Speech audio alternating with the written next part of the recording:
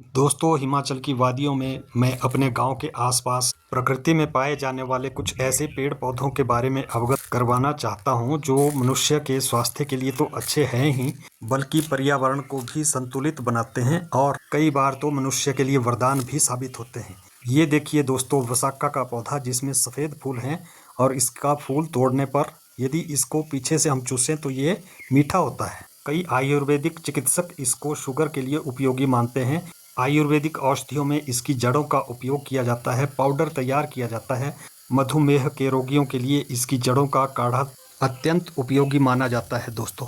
चलो थोड़ा आगे चलते हैं दोस्तों, देखते हैं रास्ते के ऊपर ये जो छप्पर जैसा जाल सा बुना हुआ है, ये कौन से पेड़ का झाड़ है जिसकी बड़ी बड़ी मोटी मोटी बेलें हैं।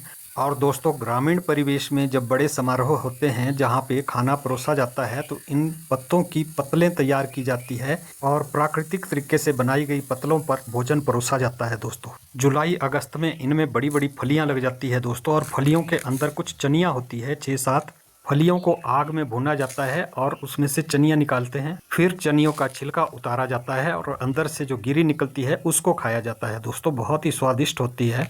शुगर के मरीजों के लिए यह बहुत ही उपयोगी बताई जाती है दोस्तों। ये एक बड़े जाल की तरह पेड़ फैल जाता है और दूसरे पेड़ों को भी जकड़ लेता है। पर्यावरण की दृष्टि से यदि देखें तो ये हमारे लिए बहुत ही लाभकारी है दोस्तों। गर्मियों में यह हमें छाया देता है दोस्तों, और इसकी छाया में बैठकर हमें बड़ा सुकून मिलता है। इसका एक और मज़ेदार गुण है दोस्तों, रात को इसमें चिड़ियाँ अपना डेरा डालती। सूर्यास्त होते ही दोस्तों चिड़ियों का यहाँ पे जमघट हो जाता है, चहचहाती है और रात को यहाँ रुकती है, सुबह फिर निकल जाती है। इसके अतिरिक्त दोस्तों, इस पेड़ की छाल को कुछ पशु चिकित्सक पशुओं की किसी बीमारी के लिए दवाई तैयार करने में उपयोग में लाते हैं दोस्तों। तो देखा आपने कितना उपयोगी पेड़ है यह, मनुष्य के लिए तो क्या, पशु पक्षियों के लिए भी यह वरदान है। इस पेड़ का नाम है दोस्तों हार्बेरियम जेसीबी, और हमारी पहाड़ी भाषा में इसको टौर कहा जाता है। ये देखिए दोस्तों, इसका दृश्य सूर्य के तेज प्रकाश को किस तरह से अपने जाल से रोक रहा है दोस्तों। चलो अब थोड़ा आगे निकल कर देखते हैं कि कौन कौन सी झाड़ियाँ या पेड़ पौधे हमें ऐसे मिलते हैं जो मानव जीवन के लिए सचमुच में बहुत उपयोगी होते हैं। ये देखिए दोस्तों, अंजीर का पेड़, मैं थोड़ा जूम करके आपको दिखा रहा हूँ। अभी ये अंजीर कच्चे हैं, अभी मार्च के महीने में इनको निकाल के हम सब्जी बना सकते हैं। मई जून में ये पक जाते हैं दोस्तों और ये फिर फल के रूप में खाए जाते हैं। यह थोड़ी खतरनाक जगह में पेड़ लगा हुआ है, यदि थोड़ी सुलभ जगह में पेड़ होता तो कौन इनको छोड़ता। इसकी सब्जी और फल दोस्तों पेट के लिए बहुत ही लाभकारी है। बिना कांटों का यह पेड़ और इसके पत्ते दोस्तों पशुओं के लिए बहुत गुणकारी होते हैं। ये है दोस्तों पीपल का पेड़ जो हमें सबसे ज्यादा ऑक्सीजन देता है। अभी इसमें पत्ते आने वाले हैं और फिर यह हरा भरा हो जाएगा। दोस्तों अब दिखाऊंगा आपको ऐसा पेड़ जो आजकल अपने यौवन पर है और बाजार में उसकी सब्जी आपको 100 रुपए किलो मिलेगी, लेकिन गांव में आजकल अपने यौवन पर यह पेड़ आपको फ्री में सब्जी दे देगा। यह है कचनार का पेड़ जिसमें फूल खिल गए हैं, और फूल खिलने से पहले इनमें जो कलियां होती है वह अभी भी इस पेड़ में कहीं कहीं काफ़ी दिखाई दे रही है। लेकिन जूम करके यदि देखें तो हम बड़े ध्यान से देख सकते हैं कहीं कहीं अभी भी इसमें कलियां लगी हुई हैं। इन कलियों को तोड़कर दोस्तों सब्जी तैयार की जाती है जो बहुत ही गुणकारी है और कई बीमारियों के लिए गुणकारी मानी गई है। इसके पत्तों का चारा पशुओं को दिया जाता है दोस्तों, बड़े चाव से इससे पशु खाते हैं। कहीं कहीं दोस्तों इसकी लकड़ी फर्नीचर के लिए भी उपयोग में लाई जाती है। चिड़ियाँ, भंवरे और अन्य जीव आजकल इन खिले हुए फूलों का रस चूसते हैं दोस्तों। बहुत ही उपयोगी पेड़ है दोस्तों। जब बहुत ऊंचाई वाली कलियों को नहीं निकाला जा सकता तब हम उसको छोड़ देते हैं और बाकी की टहनियाँ पत्तों समेत हम पशुओं को दे देते हैं। आप इसकी ऊंचाई पर इसकी सुंदरता को देखिए दोस्तों, आजकल कितने यौवन पर यह पेड़ होता है और इसके फूल कितने चमचमाते हुए नजर आ रहे हैं। कलियों के तो गुण ही निराले होते हैं दोस्तों ऐसे पर्यावरण में रहना स्वास्थ्य के लिए एक अच्छा संकेत है। चलो रास्ते में आगे निकलते हैं और देखते हैं कौन कौन से पेड़ पौधे नज़र आ रहे हैं जिनके बारे में मैं आपको थोड़ा बताना चाहूँगा। हाँ ये देखिए, ये एक कांटेदार पेड़ है और अभी इसमें नए नए पत्ते आए हैं। जैसे जैसे गर्मी बढ़ेगी दोस्तों यह पेड़ फल देगा। पहले इसमें हरे फल होते हैं छोटे छोटे, बाद में वे पक जाते हैं और खाने में बड़े ही मीठे और स्वादिष्ट होते हैं। पेट के लिए वह फल बहुत ही अच्छा माना जाता है। सीमित मात्रा में खाएं तो बहुत अच्छे हैं, गुणकारी हैं, और यदि ज़्यादा खा लिए तो पेट खराब हो सकता है। यह कांटेदार पेड़ होता है दोस्तों, और इसके फल बड़ी मुश्किल से निकालने पड़ते हैं। लेकिन यह करौंदा नहीं है, करौंदे का झाड़ होता है और इसकी ऊंचाई ज्यादा होती है। इस पेड़ की त्वचा या छिलका सफेद रंग का होता है, टहनियों का छिलका भी सफेद रंग का होता है। हिंदी में शायद इसको कमरख कहा जाता है, लेकिन हमारी पहाड़ी भाषा में इसे कंगू कहते हैं। दोस्तों, औषधीय गुणों से भरपूर इस पेड़ की लकड़ी बहुत पक्की होती है। कहीं कहीं फर्नीचर में इसका उपयोग किया जाता है। एक गुण और है दोस्तों इसका, कांटे आने से पहले यह पशुओं के लिए चारे के काम आ जाता है। इसके कांटे इतने खतरनाक होते हैं कि अगर ये चुभ जाए तो उसमें बहुत दर्द होता है। सुनने में आता है कि इसके फलों की वाइन भी तैयार की जाती है। करौंदा भी इसी जाति का पौधा है दोस्तों। इस प्रकार के पौधे मध्यम पहाड़ी क्षेत्रों में अधिकतर पाए जाते हैं, क्योंकि यह पौधा अधिक से अधिक गर्मी सहन करने की क्षमता रखता है और गर्मियों में ही यह फल भी देता है। अधिक गर्मी पड़ने पर इसके फल पकने के बाद सूख जाते हैं, इसलिए सूखने से पहले ही इन फलों को खाने का मजा है। अब दोस्तों चलते हैं आगे और आपको दिखाना है बहुत कुछ। ये है दोस्तों करी पत्ता। अगर ये आपने नहीं देखा तो समझ लो कि प्रकृति में आपको कुछ भी पता नहीं है। यह आम तौर पर देखा जाता है और मध्यम पहाड़ी क्षेत्रों में अधिक से अधिक यह पाया जाता है। यह मधुमेह के रोगियों के लिए रामबाण है दोस्तों। मधुमेह तो क्या दोस्तों, यह पौधा चर्म रोग और रक्तचाप जैसी घातक बीमारियों को नष्ट करने में भी प्रयोग में लाया जाता है दोस्तों। और इसका एक और बड़ा गुण है दोस्तों कि हम इसकी टहनी को तोड़कर दातुन भी बना सकते हैं। और ये देखिए दोस्तों, अब मैं आ गया ऐसी जगह पे, ये जगह थोड़ी सुनसान है। ये बांस के पेड़ हमें दिखा रहे हैं कुछ अपनी ऊंचाई, अपने गुणों को। गुणकारी क्यों है यह बांस, यह सभी जानते हैं। इससे सीढ़ी तैयार की जाती है, इससे टोकरे तैयार किए जाते हैं, इससे घर की छतों को तैयार किया जाता है दोस्तों, और अन्य कामों में भी इसका प्रयोग किया जाता है। यह हमारी प्राकृतिक संपदाओं में से एक महत्वपूर्ण संपदा है दोस्तों। और यहीं आसपास अगर हम झाड़ियों को देखते हैं तो आपको यहाँ पे बहुत कुछ देखने को मिल जाएगा। ये मैं दिखाने की कोशिश कर रहा हूँ। यहाँ बांस के तो कई पेड़ हैं, झाड़ हैं, लेकिन उसके अलावा भी आपको यहाँ पे मैं कुछ दिखाने की कोशिश कर रहा हूँ। दोस्तों, यहाँ एक छोटी नदी भी है और यहाँ पर एक प्राकृतिक जल स्रोत भी है।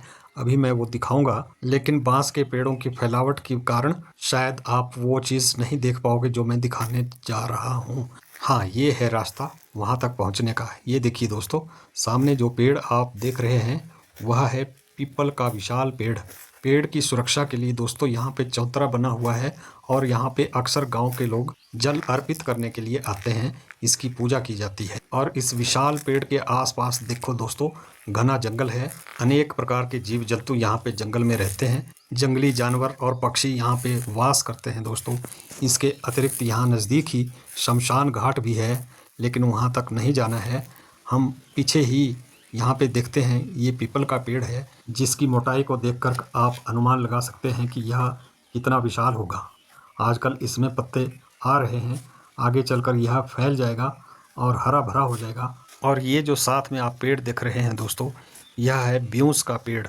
यह पानी के किनारे होता है दोस्तों, और इसकी दातुन बहुत अच्छी होती है। इस पेड़ की टहनी को बहुत आसानी से तोड़ा जा सकता है और दातुन तैयार की जा सकती है। इसके अतिरिक्त दोस्तों यहाँ पे बहुत सारे औषधीय पौधे दिखाई दे रहे हैं, जिनका हमें भी पता नहीं है कि उनकी कौन कौन सी औषधियाँ तैयार की जा सकती हैं। ये तो गांव के पुराने लोग जो औषधियों का अनुभव रखते हैं और पेड़ पौधों की पहचान रखते हैं, या फिर कोई चिकित्सक जो आयुर्वेदिक चिकित्सक हो, ऐसे लोग ही इन औषधीय जड़ी बूटियों की और पेड़ पौधों की जानकारी रखते होंगे। लेकिन दोस्तों, मुझे यहाँ कुछ दिखा है, वहाँ पहुँचने की कोशिश करता हूँ। झाड़ियाँ बहुत है, लेकिन फिर भी वहाँ तक पहुँच ही जाऊँगा। उससे पहले मैं आपको यहाँ के प्राकृतिक जल स्रोत को दिखाना चाहता हूँ दोस्तों। ये है यहाँ का जल स्रोत। लगभग 90 सालों से यह जल स्रोत देखा जा रहा है दोस्तों। पहले लोग यहाँ पानी भरने आते थे, गांव के सभी लोग आते थे, पशु भी यहाँ पानी पीने आते थे दोस्तों। लेकिन जब से IPH का पानी घर घर पहुँच चुका है, तब से इस प्राकृतिक जल स्रोत की आवश्यकता कम हो गई है दोस्तों। यहाँ पे कुछ सीमेंट का काम किया गया है, पक्का किया गया है, और अनुमान लगाया जाता है कि इस कारण इस जल स्रोत का पानी काफ़ी कम हो गया है और अधिक गर्मी पड़ने पर यह अधिक कम हो जाएगा जब लोगों को आईपीएच का पानी नहीं मिलेगा तो यहाँ के लिए लोग पानी भरने आते हैं। बहुत ही कम पानी होता है दोस्तों। इस प्राकृतिक जल स्रोत को संरक्षित करने के लिए गांव के नवयुवकों ने बहुत प्रयास किया है, लेकिन संरक्षण के चक्कर में दोस्तों यहाँ पे प्राकृतिक जल काफी कम हो गया है। गांव के युवा मंडल और महिला मंडल ने मिलकर के इस वीरान जगह को तन मन और धन से सहयोग किया है। यहाँ पर बैठने की उचित व्यवस्था तैयार की गई है।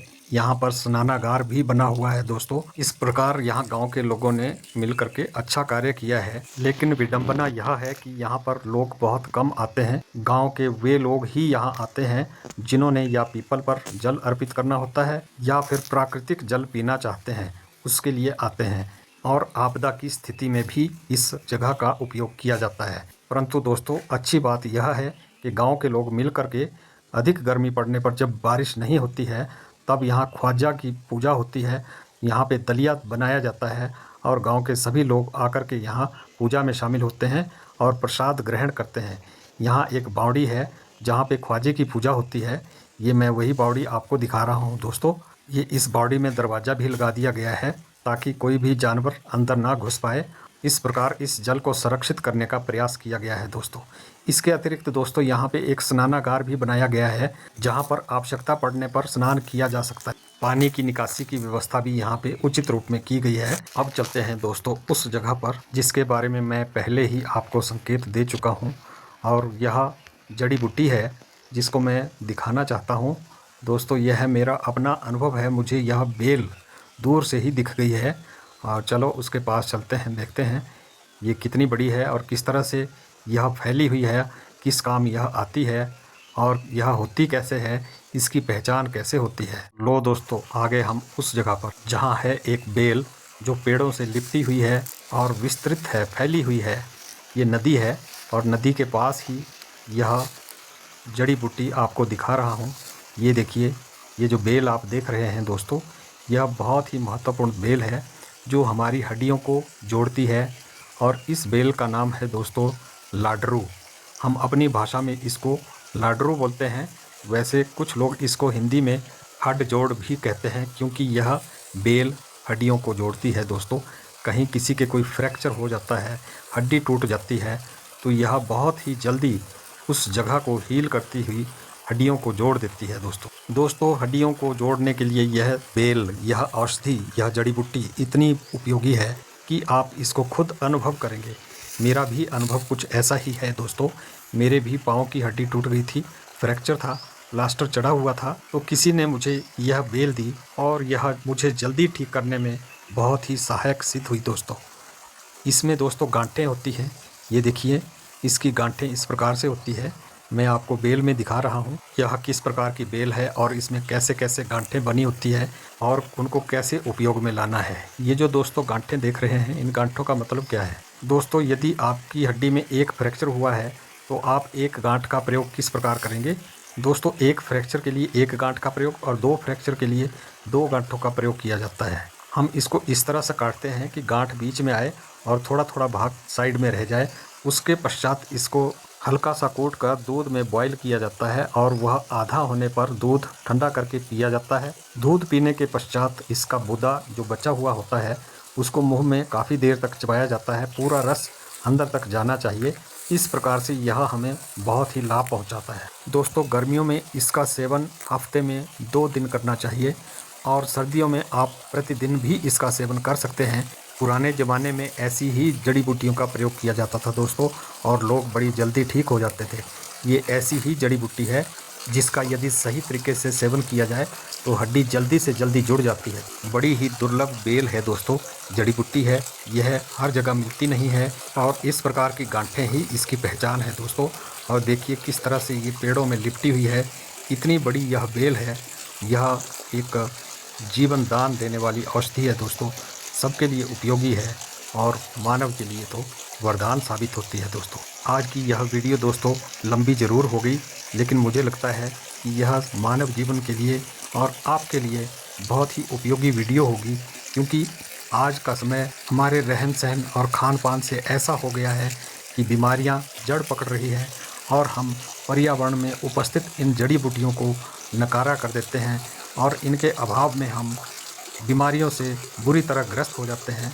तो हमें आवश्यकता है ऐसी जड़ी बूटियों के संरक्षण की और पहचान की और इनके रख रखाव की कि यह हमारे जीवन में काम आ सकते और हमारे स्वास्थ्य के लिए उपयोगी सिद्ध हो सके और हमारे जीवन में यह अमृत का रूप बन जाए। लेकिन दोस्तों, इन जड़ी बूटियों का सेवन करना आसान नहीं है जब तक आपको कोई चिकित्सक या कोई विशेषज्ञ या कोई अनुभवी व्यक्ति इन जड़ी बूटियों के बारे में ना बताए, इनकी पहचान ना बताए, इनका सेवन करने का तरीका ना बताए, तब तक इनका प्रयोग आपके लिए निरर्थक है। ना ही करें तो ठीक है। जब सेवन करने का आपको ज्ञान हो जाए तभी सेवन करें। दोस्तों, मेरी वीडियो आपको ज़रूर अच्छी लगी होगी।